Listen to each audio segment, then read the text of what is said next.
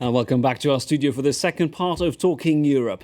The battle over the size of the EU budget has begun. The EU Commission has requested €1,033 billion for the next 7 years, but a group of conservative governments, including Germany, the UK and the Netherlands, are leading calls for a grand bargain, echoing Thatcher's famous No, No, No campaign. David Cameron went as far as to threaten to veto any deal that wouldn't be in Britain's interest. Herman Van Rompuy is convening a 2-day summit in Brussels at the end of the month to try and reach a compromise, and it will take serious horse trading to get there. I'm joined by Alain Lamassoure, French MEP and chair of the European Parliament's Committee on Budgets. Mr. Lamassoure, welcome to our programme. Good morning. In Brussels, I was told you're known as Monsieur Budget, Mr. Budget. Your role, of course, as the chair of the European Parliament's Committee on Budget is to make sure that the European Union has enough money to work and to do what it has been asked to do. But there's a problem, apparently, because Germany is saying you're asking too much. The British are saying we want a freeze on spending. You're ready for a battle on this. Who will win this battle? Everybody. When we go to Brussels to negotiate on any topic, there is no loser. A good compromise is a compromise, a win-win, where everybody has something to win, and Europe, of course. Your viewers must understand that, first, the European budget is relatively small, only 1% of GDP. Second, it's about €130 billion per year, right? Exactly, which accounts for 40% of the French national budget, for instance. Second, this budget has always been balanced due to the treaty, not €1 of debt. Third, in this budget, only 4% are represented by administrative costs. All the rest is public investment or economic interventions. So it's a good budget for the European economy. And the annual budget is taken into a multi-annual framework of 7 years, and we are now starting the negotiation between the 27 member states and the European Parliament to decide on the amount and breakdown of the next multi-annual framework from the year 2014 until 2020. 2020. So you're telling me 4% go to administrative cost. Mr. Cameron said that the problem, though, is that more than 10,000 officials in Brussels are earning more than £54,000 a year. That's €70,000. He's basically saying that there are too many fat cats in Brussels. There are few of them. There are few civil servants in Brussels. Actually, there are half. The number is half the number of civil servants for the city of Marseille in France. So the problem of the European Union is not its administrative costs, its administrative burden. But we can do better to focus on policies important for the competitiveness of Europe. Investments for the future, that's clear. And on these new priorities of the EU budget, we in Parliament are open to ideas coming from London as from Northern Europe. But what we cannot do is to have more Europe, more solidarity among Europe within the Eurozone or within the 27 members of the EU with less money. The problem, though, in the view of some leaders, is that we have embarked on austerity programs across Europe, Spain, Italy, Greece, France, partly. So governments have had to cut their national budgets. You want to increase the budget of the EU. What do you respond to this? Well, as I know, neither the British Prime Minister nor the French President of the Republic has pledged towards his constituents to maintain budget austerity for a decade all are embarked in a rigorous policy, a budget policy, for the next 2, 3, or possibly 4 years. But they don't pledge for 10 or 15 years. And now their proposals mean that if we follow them, the EU budget would be frozen not for 2 or 3 years, but for 7 the years. whole decade. So it is not possible. Now, this program is co-produced with the Robert Schuman Foundation, which is a leading think tank on European affairs. One of its members, French economist Jean-Paul Betbez, who is a member of the scientific committee at Robert Schuman, had a question for you. Let's listen to him. Well, Mr. Lamassoure, everyone knows you. You are very, very polite, maybe too much. When are you supposed to be cross? Each year you publish your budget. Each year you work hard to make your analysis and to say, I need this money to fulfill this kind of activity for Europe. And each time you have people saying, it's too expensive from Germany, I will veto it from England. Someday you say, it's too much. You ask me to do more and more each year to get Europe out of the difficulties it is there, okay, it is living with. We must have more resources, and those resources must come from a specific taxation, so that we will have our say, we will have our possibility, our means, and it is really necessary. So please, Mr. Lamassoure, be less polite.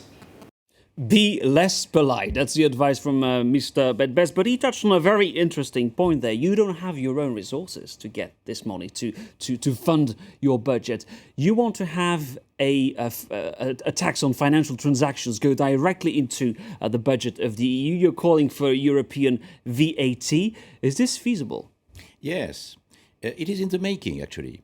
And we can stay polite and be strong. And it was the case 2 years ago, because if the British Prime Minister has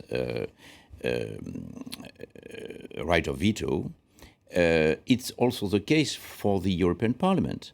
And 2 days ago, the European Parliament vetoed the annual budget as long as pending the agreement by the governments and the Commission to put on the table proposals for new own resources to fund the EU budget.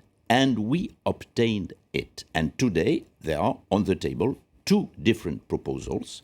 One, as you have just mentioned, a proposal for the creation of a financial transaction tax, and the other proposal is a new kind of small VAT, which would be directly allocated, earmarked to the European budget. And as many as 11 member states agreed on the principle of a financial transaction tax. So we can hope that in the end of this negotiation, we will start cutting the link between the national budgets and the EU budget. We understand that today the EU budget is financed mostly by national budgets, and it is an unaffordable burden for many national budgets. So we must cut the tie, but to achieve that goal, we must find new own resources to fund the EU policies. To fund the EU policies. Now, a month ago, you raised the alarm. You said that the EU's iconic Erasmus grant could be at risk. The programme needs 90 million euros injection to maintain payments. We'll talk about this in a moment, but first let's watch our report. For the past 25 years, the Erasmus exchange programme has given EU university students the chance to study abroad. These students from London have all received places in the scholarship programme. In Paris, we're focusing a lot more on work and learning French and experiencing the French way of life. They don't pay extra foreign tuition fees and receive a small grant for expenses.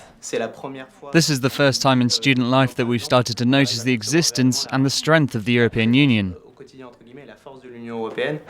The main aims of the popular programme are for students to share ideas and for long-term EU relations to be improved for a new generation. Erasmus was a real transition for me.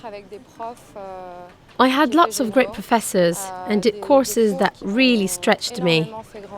The current Erasmus budget has a shortfall of around 90 million euros. Without a supplementary budget, places for 2013 could be in danger.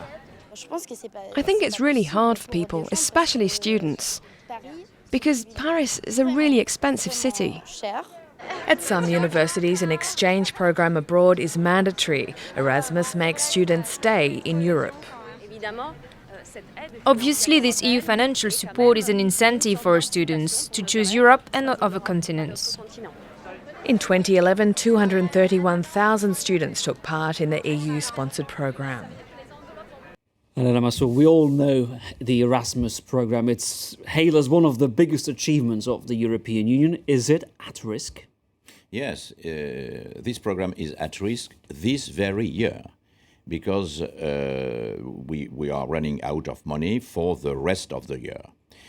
So I sounded the alarm bell, and I hope that there will be an agreement. But so far, the 27 budget ministers have opposed the financing of the rest of the year. Are you already seeing problems in regard with grants, scholarships? No. I hope that, given that this program is particularly popular everywhere, all the governments, in the end, will agree on that. Personally, I am particularly attached to this program because a daughter of mine happened to study thanks to Erasmus in St Andrews, Scotland, where she met the man who is now her husband. They have two sons. Is he Scottish? The elder was born in St Andrews. Mm-hmm. So, and what is interesting is the following question: when he is 18, in his heart, what will be his homeland, sa patrie, we should say in France? Will it be Scotland, where he was born, or Spain, the country of his father? Oh, the father is Spanish. Yes, the father is Spanish. Or France is mother's country, or if he happens to live in Rome or in Budapest when he is of age. So the European people will be generated by such schemes. Of course. Now, you also served, Alain Lamassoure, as European Affairs Minister here in France. I add that you belong at the European Parliament to the Conservative European People's Party. Let me ask you a few questions about Europe these days. Let's talk about François Hollande. Is he a good European?